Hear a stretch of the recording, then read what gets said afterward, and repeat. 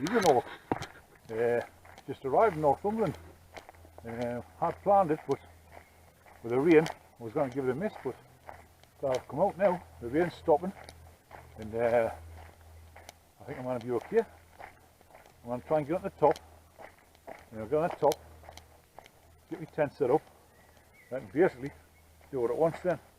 Got to change the clothes with us anyway, so should be okay. It's a bit muddy here. I've only got trainers on, like, so I know for a fact I'm going to get wet feet. But I'll try my best not to. And I'm soaking already. I'll see when I get to the top. Started taking a nice dry path. I cut through all the high bracken. I could have come along this nice path, but didn't I come along the bracken, through the bracken, and I'm absolutely soaked. Absolutely soaked after about 30 seconds. Actually, I should have put my waterproof bottoms on. Anyway, we'll see the summit there. Murky, but the sun's burning off. I mean, you can see through there, between the tree and the horizon there, it's getting clear, and obviously still clear through there. I think it's going to burn it off. So, gotta push myself to make the effort, like. It's one of my late shifts at work, so I did these shifts for the purpose of getting up through the week. I've had 3 late shifts so far, and this will be my second time out. The first time, for some reason, I didn't bother. I think I might even with the weather. So, you see, it's really clear. So, I'll be a happy bunny if I can get up there, get the tent set up, get my sleeping bag and that put out, get my tea put on. I'll be even happier if it stays dry, but to be honest, once my tent's up, I'm not bothered. I'm actually hoping for a bit of rain through the night, give it a good test, you know. I was just getting it, it's a brand new tent. It only weighs 900, not sure, it's 920 grams or 960, but it's mega light, like, the pack's down really small. I mean, I've got all my gear on, you know, would normally bring.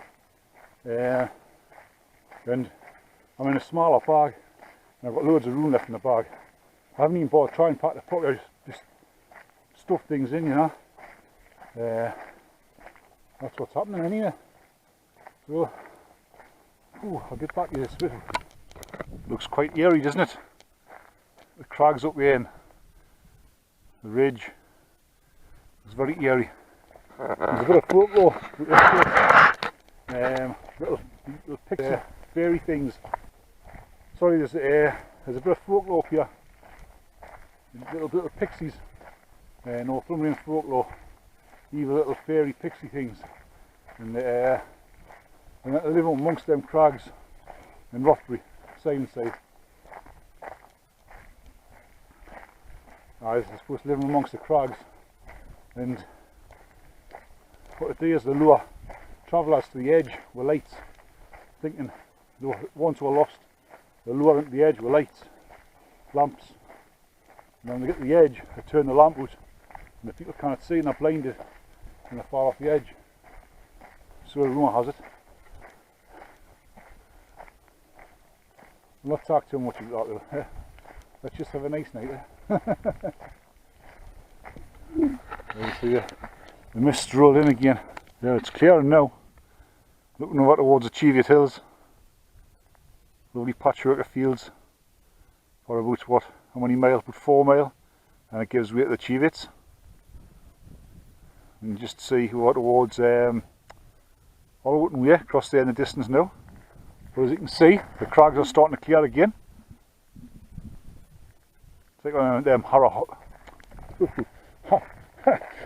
it's like one of them I can't even see it. It's like one of them Hammer horror films. That's it, I got it in the end. You know, the mist creeping over the... Look at that, man. Fantastic. I'm glad I came out now, like, definitely. Right here, I've got the history of the Durgars. I'm not sure how this comes on the video, but I'll read it.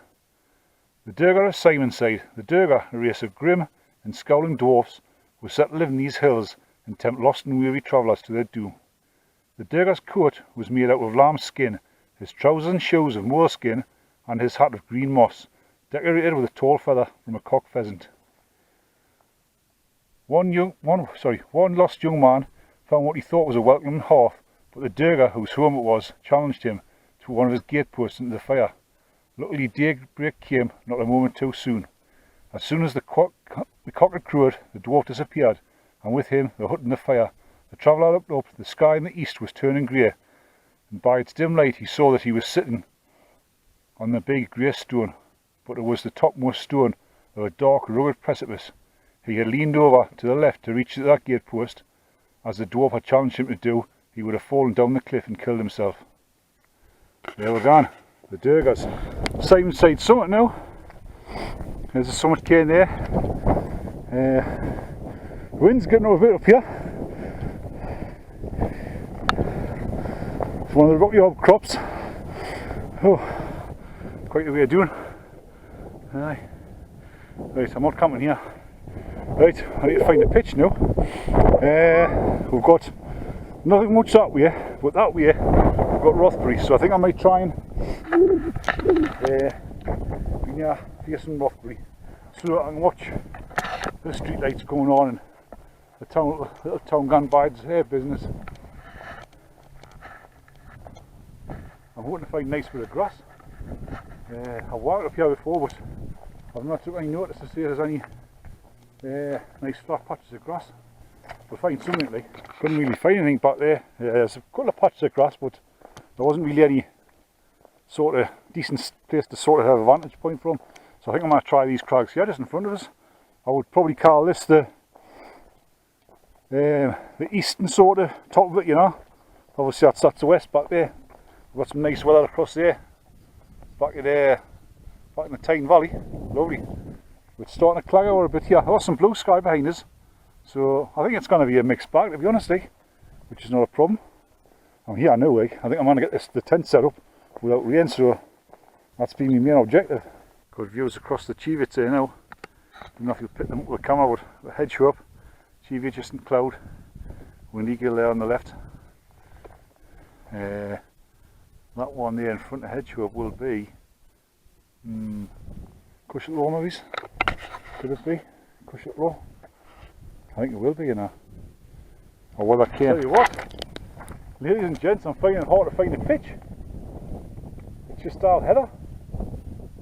I've walked up here loads of times, but when you're walking, you're looking for camping pitches, and there was two back at the start where the main crags were, but they were on the wrong side of the crags. You know what I mean? They were sort of looking south, and you want to be looking north for the views.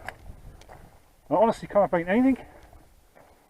I walked all the way across, and I'm not sure, but hopefully there'll be a nice flat pitch up there. Well, after much searching, I've finally found a pitch. Oh, hey, what a nightmare! I'm not come camping again up here, like it's no good. There's no flat grass anywhere. It's just all lumpy heather. There's a couple of patches back at the first crags, but you're like on the wrong side of the crags. And I thought I'm gonna look for somewhere better. And I've walked the full extent of the ridge, and I've found anywhere better. I've had to backtrack and just make do with this place here. It's not the best. It's all lumps and bumps. I've ripped my new tent already. Pulling it up there, look. See it? Got caught in a zip. That'll fix it. Anyway, I'll give it a quick show around.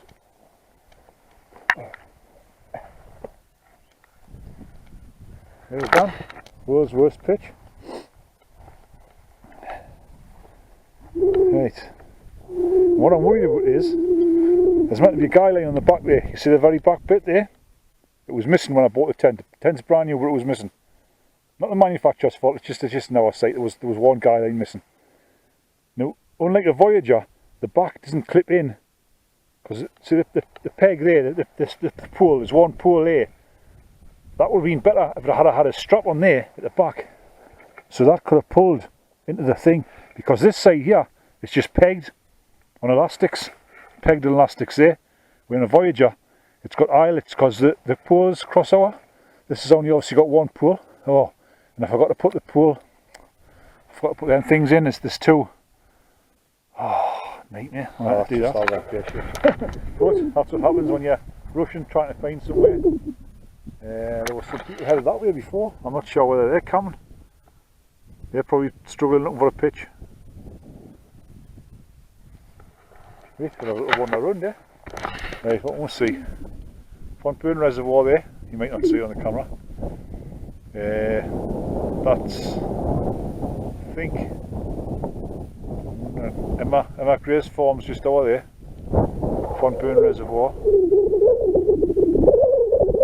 Pylons, wind turbines, sorry, pylons, wind turbines. I was heading up through, the road comes up past the reservoir, and back all that way towards the pub, but there's a pub back there on the road. I was driving along, and this, I glanced at the corner on my right eye, right hand side of the window, and there was a car backward into this ditch. Like, you just see the bonnet sticking out, so I thought I can try and see if there's anybody in there. So I stopped, turned around, went back, and thought, I hope there's anybody in, like, and there wasn't. Luckily there wasn't anybody in. Because obviously they had an accident. It was just it whirled back into the thing, and obviously they must have gone in. But here we are. Sign inside. I'll not be coming back camping here again. I've buried up here before in the caves and that, but I'll not be camping again up here. Like, that's a sort. What a waste of time. It's just anyway. I found a canny bit over there before. Looked fantastic. So I wanted to be across this way so I could look down in Rothbury, which is in the valley. I could see the sunset, but no, I'm in no man's land there. But you know, you've got to make the best of bad situations sometimes. You can't have it always. You can't have a bowling green pitch every time. Inside the porch of the tent it's lumpy as out. I don't think I'm going to be able to put the Mets burner on like my stove. It's going to be too dangerous. I'm just going to have cold sausage, you know, the smoky stuff, and I've got some granola bar things. Tomorrow I might see if I can do some breakfast, some muesli stuff, but I'll probably keep a couple of bars for tomorrow. It's not the highest tent in the world either, but it's a compromise, you know. It only weighs 900 odd grams, what do you expect? Let's come.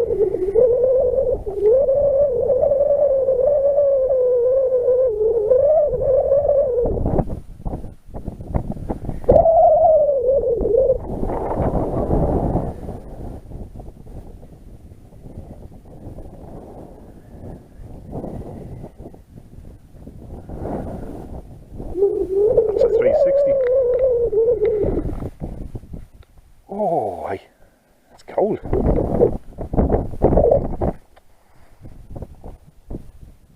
Cold old wind that. And the wind's up as well. I hope there's tents up to it. Let's have a little wander about. My feet's soaking wet, but I didn't want to change my shoes here because it's all heather around here, and if I need to get to the tent I'm just going to get wet socks again, so I'm not going to get changed until it's time for bed.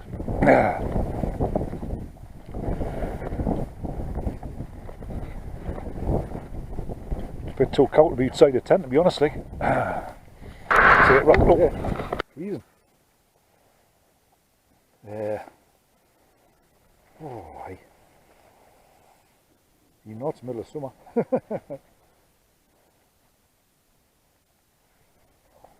Not a great deal of room in here, like. You could squeeze two in, like, I suppose. It was a mountain marathon, and you had to. The idea about a mountain marathon, like. But that was a compromise, isn't it, really? Size and weight against strength and space. The canny sunset tonight.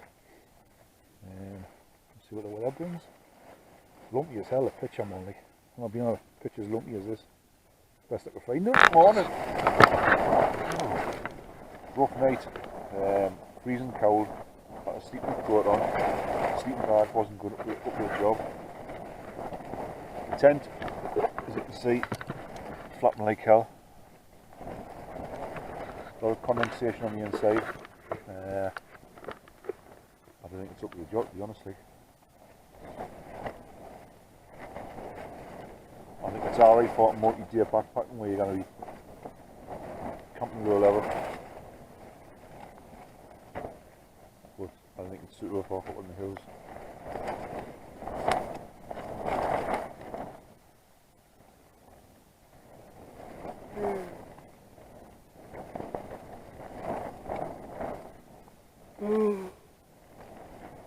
Oh, excuse me. I forgot my coffees, so I haven't got any coffee. It's going to be a good trip. Oh, that's alright, it's not bad. I haven't looked at the tent yet, like it's got time to go. It's 5:30. And I haven't slept much. Flapping, constant flapping.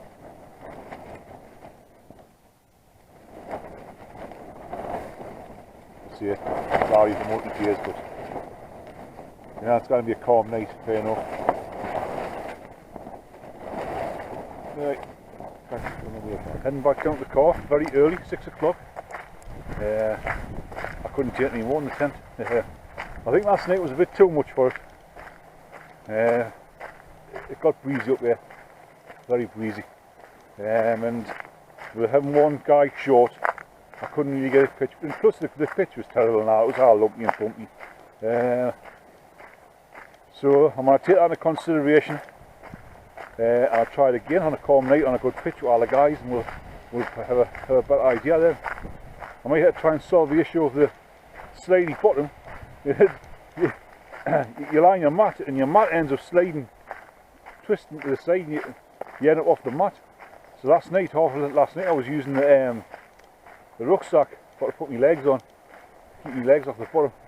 Also had a bit of water coming in from the side of the tent where it was being pushed in and pushing the condensation against the inner tent, and that was running down, and obviously got the bottom of the sleeping bag, that was wet. But I mean, it's early days and it was a bad pitch, you know.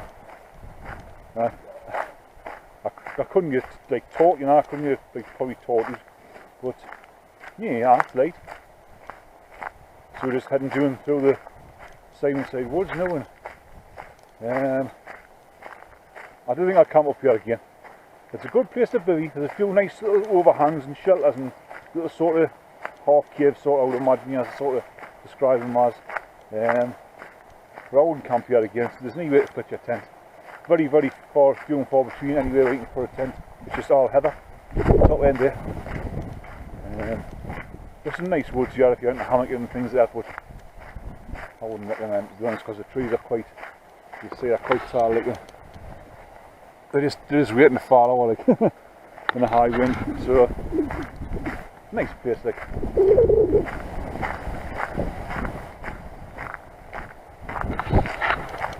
Well, I think I mentioned before, I've got me 3-in-1 coffees and I'm gagging for this. Heading back to the car now. And I'm going to stay on the main track. And I'm not going to cut through all the tall grass and get soaking wet again, like I did last night. Nice set of woods. Nice view this time in the morning. I'm seeing wildlife, deers are out really. I was expecting to see a lot of deer on the way down, but nothing. Not a thing. Nice and warm down here. You wouldn't believe I've had a rough night in the wind up there. As calm as anything down here. And people back at home will not believe how rough it's been up here last night. Be back now. One in the car park. It's me obviously been for a run off walking the dogs. But that's the end of another late shift whale camp. So he's got a posh car, he presses the button and his boot closes. So I'll catch you next time when you've got to put it down by hand, unfortunately. So it's 6:45 now, it's taking 45 minutes to walk down, so it's not bad. Probably the same up, to be honest. Last night I went up to the western side of the ridge. There's a couple of quite nice grassy patches there, but I thought I'm going to explore a bit, so I explored a bit and I couldn't find out. That's why I ended up with the pitch from hell. But right, I'm going to get home now. Linda's off work, so I'm going to try and get, if I can get out of bed, I might try and get home breakfast somewhere. Then I'll come back and get ready to go to work. Till next time, see you later.